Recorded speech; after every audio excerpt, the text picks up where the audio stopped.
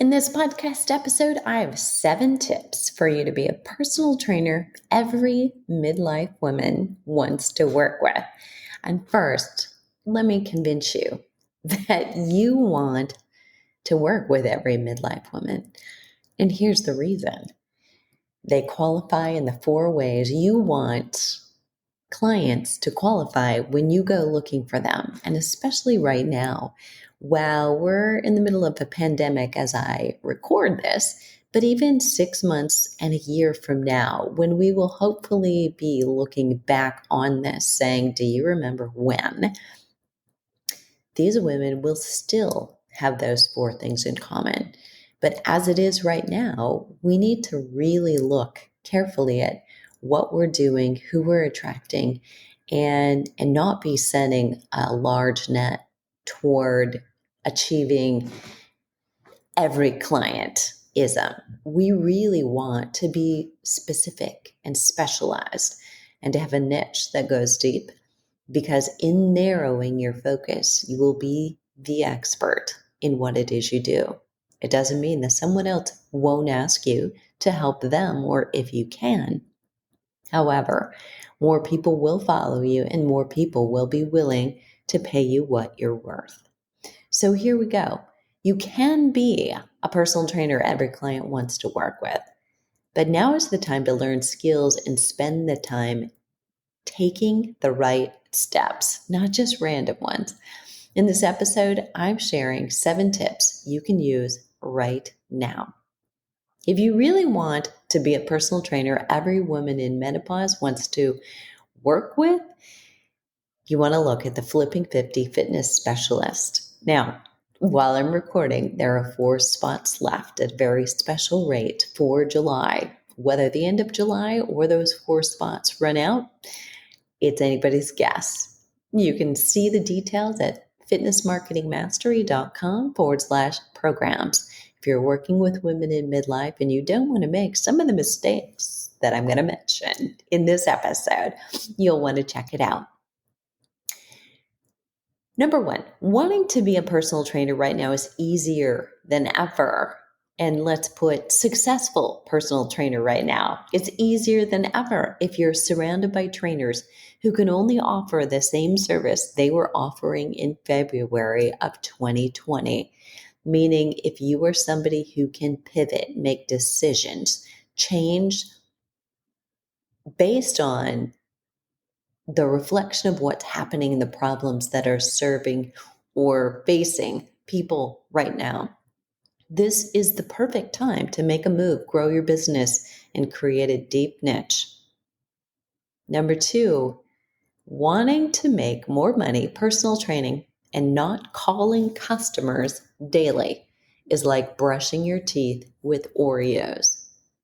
So seriously, if you are spending all of your time waiting and worrying and you can't sleep, part of that is that you're not in any forward motion. You're not in any action.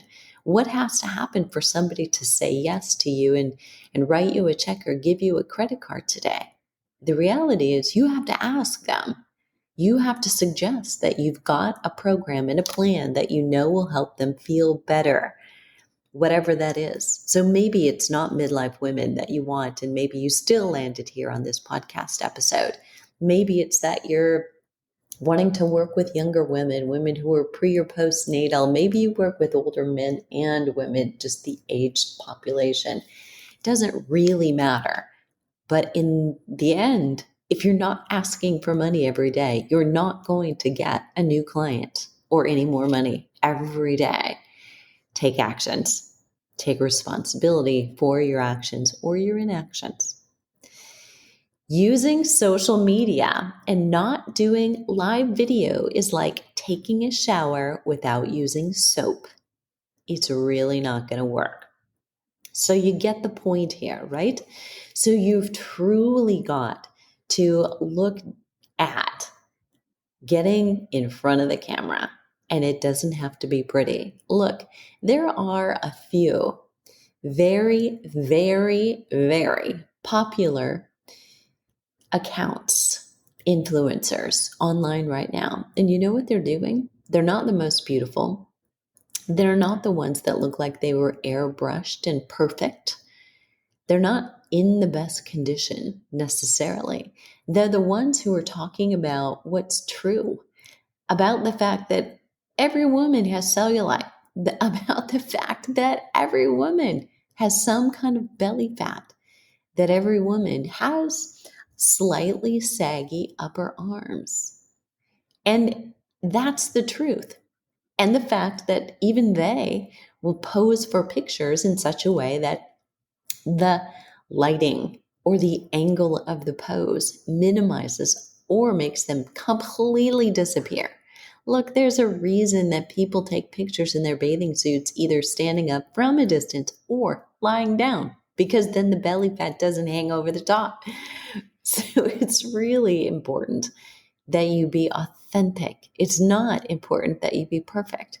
And it's potentially better that you do some of those videos without makeup on, without pulling your stomach in, and without turning to that 3/4 angle that makes you look thinner.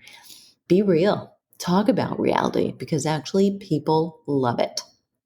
They know you're like them, and they know that you're helping them feel better about themselves and reminding them that nobody else is perfect either. They're just pretending to be on social media. Okay, get in front of the camera to talk about that. Take some pictures that might be uncomfortable, not because you're baring your belly, but because you're not perfect. Those are the pictures, then the words that actually support the people you want to work with and make them want to work with you. Next tip, giving a woman in menopause a high intensity interval training workout late in the day is like lighting a match in the Australian bush.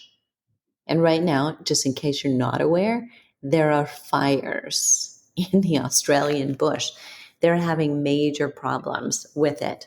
So you get the point now. And that is having a woman do HIIT late in the day, even if that's the only time that you can fit her into to be a client to work out with you that day, or it's the only time she can get scheduled, it's doing her a disservice. If she can't get up in the morning because of sleep, because it's way too early, because she's just having some issues with adrenal fatigue, whatever the reason might be, all of them still point to there. You cannot make up, you cannot catch up, not with women in menopause.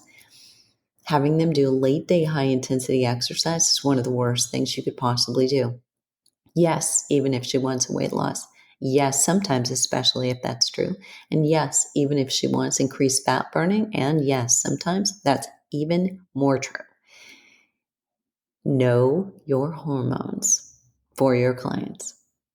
Next tip is suggesting that your client work out as soon as she wakes up is like insurance for physical therapists and chiropractors. And they thank you very much. Seriously, whatever your client chooses, and that's not endorsing chiropractic, it's not validating it or physical therapy or not. It's just a statement, because what you are guaranteeing is someone will have a higher risk for an injury. Now, they may never have one. However, you don't know that, and there are no warning signals. The discs between your vertebra plump overnight, when most of us, at least, should be horizontal. We don't have gravity pulling on them. So those discs plump up, they're getting nourishment, hydration. And when you wake up, they are at an all-time high. So the pressure, just the intervertebral pressure from those plumped up discs, makes any kind of movement or moment pressure put you at increased risk for ruptured discs. Now, a ruptured disc does not give you hints. It's not the kind of thing where you wake up feeling a little bit stiff. Really, that's probably a touch of arthritis or just simply not moving your fascia. But disc issues don't give any hints. But if you've got somebody who's thinking, okay, well, I can do yoga, or I'll just do core work, I won't work very hard, or I'll just go for a walk or for a run. I won't really do strength training or core work, and that'll be okay. All of those things are either movement or moment pressure. Listen, a woman who's had a hysterectomy or a C-section cannot and should not run a vacuum cleaner because of the moment pressure. The bracing kind of pressure still increases the intervertebral pressure, and you've already got it at an all-time high. So waiting for about an hour is much safer because 90% of that intervertebral disc pressure dissipates at that point. At that point, it does become safer to do core, to walk, to jog, to lift weights, even to do yoga. And some of the yoga poses that you may think, well, this is gentle, this will be good, I'll get moving. BLT, bending, lifting, and twisting. Think about some of your yoga poses. Is the worst thing that you can possibly do. In many yoga poses, you will do all of them. Bend, lift, and twist. Next tip. Telling your menopause client to do Tabata is like telling her she is an elite male cyclist. So you're looking potentially at a 50 or 55-year-old female going through menopause and looking at her and saying, listen, you're much more like a 25-year-old male elite cyclist who can work out at 110% and doesn't mind throwing up in the wastebasket afterward. So Tabata was based on the research of elite male cyclists. They were fairly young, as many elite athletes are. So it's really wise to look at, are you telling her it's Tabata when she's actually not working that hard? That sometimes is the application. Or are you starting her there from the very beginning without ever looking at progression? What happened to that? Where what we know is that interval training, the work portion of it, should be less than the recovery portion, should be shorter. So the opposite would be true. We'd work hard for 10 seconds and recover for 20, which is ridiculous because what can you do in 10 seconds, right? But the point is work intervals should be shorter than recovery intervals for someone starting, maybe progress to being equal. And then at some point in the future, depending on your client's goals and their ability to work hard enough, consistently enough, and not get hurt doing it, then the work interval would be longer than the recovery interval. But what we need to do is be careful about what we're asking them to do.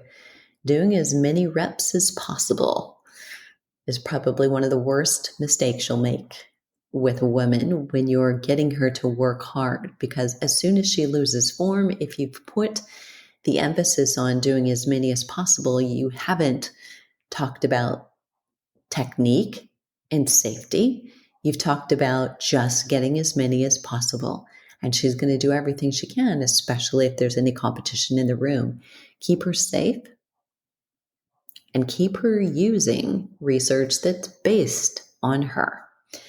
Next tip is few clients come looking for Pilates, but I'd love for you to fill in the blank. If you love yoga, if you love boxing, if you love, fill in that blank.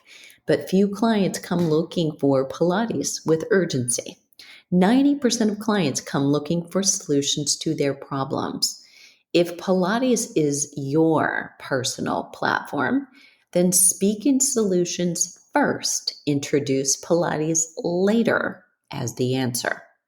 You don't want to be known as the Pilates expert. You want to be known as the weight loss expert. You want to be known as the mobility expert. You want to be known as, someone who gets someone out of pain and into relaxed and comfortable and joyous movement. So determine, what problems do you solve for your customers and clients? That's what they want. That's what makes them talk about the thing, the delivery vehicle that you might be using to get there.